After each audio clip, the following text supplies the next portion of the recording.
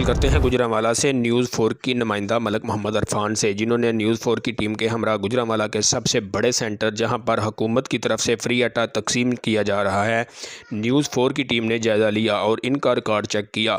اس مرکز میں شناختی کارڈ کے ذریعے جو آٹا لینے کے مستحق ہیں ان کو پوری ایمانداری کے ساتھ آٹا تقسیم کیا جا رہا تھا۔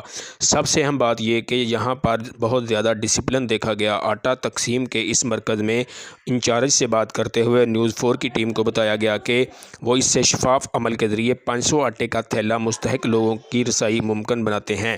یہاں پر عورتوں اور مردوں کے لیے علیحدہ علیحدہ 12 کاؤنٹر بنائے گئے ہیں، جہاں پر باری باری شناختی کارڈ کے ذریعے سے لوگوں کو آٹے کے تھیلے کا لیے ٹوکن دیا جاتا ہے۔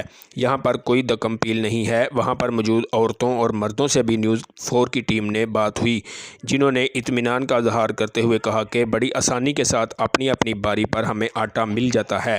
یہاں پر پولیس کی باری نفری رات 12 بجے تک اپنی ذمہ داری نبھاتی ہے اور لوگوں کی آسانی کے لیے رات 12 بجے تک موجود رہتی ہے۔